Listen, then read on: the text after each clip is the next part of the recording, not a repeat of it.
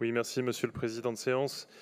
Mes chers collègues, avec ce projet de fermeture d'une voie de circulation sur le boulevard périphérique, la maire de Paris franchit une nouvelle étape dans sa guerre aveugle et dogmatique contre tous les automobilistes et surtout contre la banlieue. Mais finalement, qu'attendre de plus de la part d'une équipe municipale qui est tellement renfermée sur elle-même dans les beaux quartiers de la capitale qu'elle n'a sans doute jamais emprunté le périphérique ou peut-être seulement à l'arrière d'une voiture avec chauffeur. Car quiconque a déjà conduit, ne vous en déplaise, quiconque a déjà conduit sur le périphérique sait que la mesure proposée par la mairie de Paris aura des conséquences dramatiques sur la route les plus fréquentées d'Europe. Alors que la circulation est aujourd'hui déjà infernale, la suppression d'une voie ne ferait que congestionner encore davantage le réseau routier francilien. Et sous couvert d'écologie, la gauche parisienne s'apprête à paralyser les routes d'Île-de-France, reproduisant les mêmes erreurs que lors de la fermeture des voies sur berge. Faut-il rappeler ici que la seule année où la pollution de l'air n'a pas baissé à Paris a été celle de la fermeture des voies sur berge. La maire de Paris n'a semble-t-il toujours pas compris que créer des bouchons crée de la pollution. Alors si nous sommes tous d'accord ici pour dire que lutter contre la pollution est un impératif absolu, mes amis, cela se construit dans la concertation, nécessite des études d'impact et nécessite des aménagements préalables. Malheureusement, en s'affranchissant de toute étude d'impact, Anne Hidalgo s'apprête seule et sans aucune concertation à assigner à résidence tous les franciliens de Paris, les franciliens de la petite couronne, les franciliens de la grande couronne.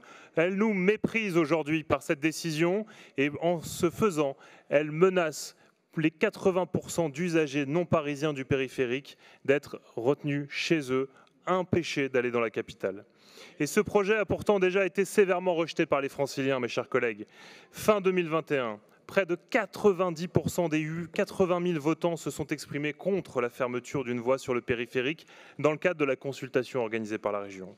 Sur le propre site de la mairie de Paris, dans le cadre de la consultation que la mairie de Paris a ouverte elle-même, la quasi-totalité des réponses s'oppose au projet envisagé par l'exécutif parisien.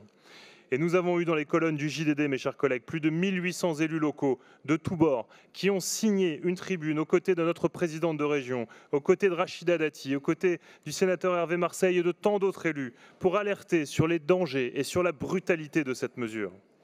Et nous avons une pétition qui s'intitule « Touche pas à mon périph'», qui rassemble déjà plus de 15 000 signataires et qui continue à grandir et qui continuera à grandir pour faire en sorte de mobiliser le plus grand nombre pour vous empêcher de mener à bien cette proposition mortifère. Parce que la seule réponse que nous obtenons de l'exécutif parisien, c'est circuler, il n'y a rien à voir.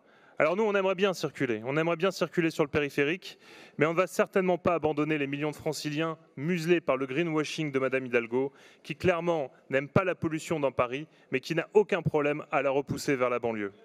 Alors mes collègues du groupe Île-de-France Rassemblée et l'ensemble des 1800 élus locaux qui partagent notre position, nous appelons solennellement Anne Hidalgo à retrouver la voie de la raison, à mener une étude d'impact qui ne devrait pas lui faire peur si elle était si convaincue des résultats sur l'environnement, à mener des aménagements préalables et enfin à lancer une grande concertation avec l'ensemble des parties prenantes.